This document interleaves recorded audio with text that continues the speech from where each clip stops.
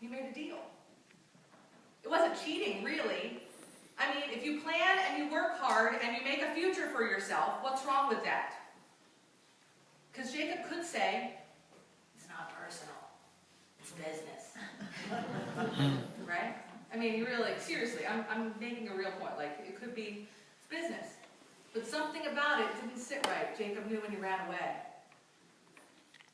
Needs to work on his Godfather voice. So Laban says, besides, you stole the family gods.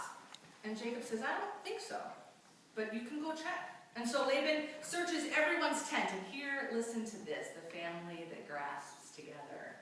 Rachel, Jacob's love, has hidden the family gods in the camel's saddle.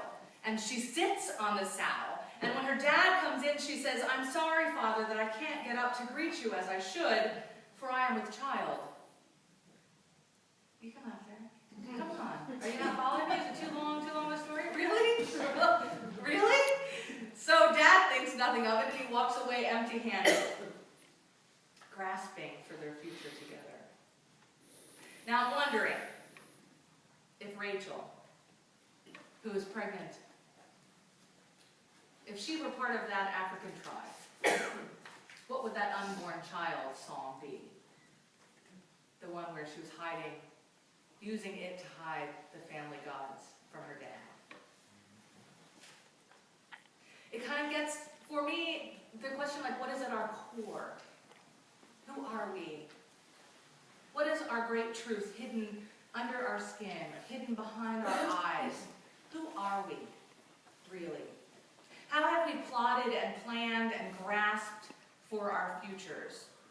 What have we become, and are we running for anything?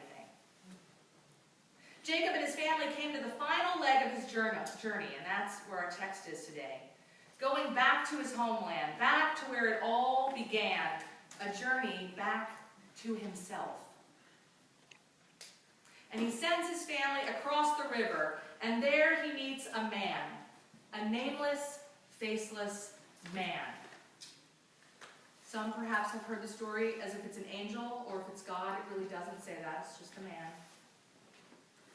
That doesn't mean you can't assume maybe it was an angel, maybe it was God, but I think the story is on purpose vague so that we would try to figure out who is this man.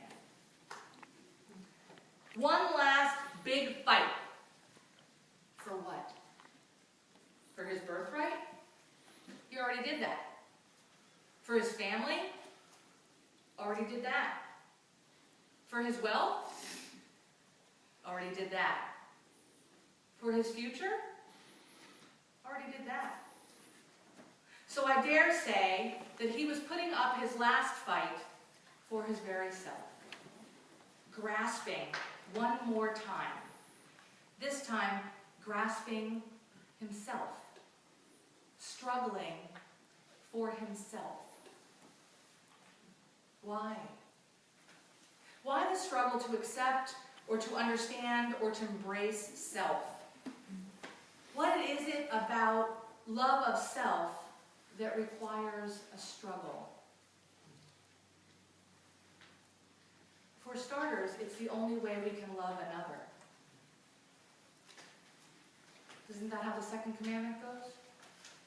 Love your neighbor as you love yourself. Is it possible that so much of our dis-ease, right? Break down the word, disease, our dis-ease, comes from not loving ourselves?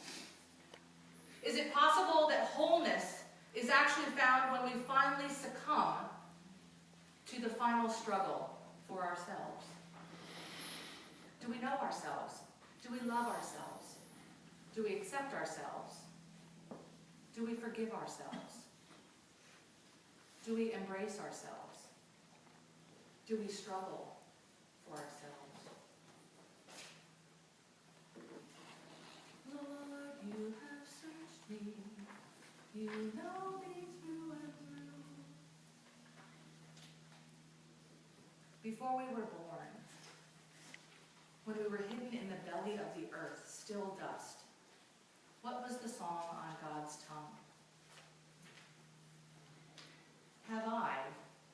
Have you struggled to hear it?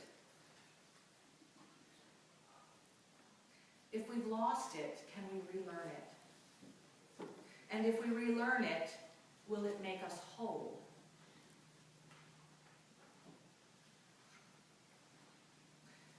Will we love ourselves, and in so doing, will we love our neighbor? Like I started the service, we are loved by God. And the question is, do we love ourselves? And how are we doing at loving others?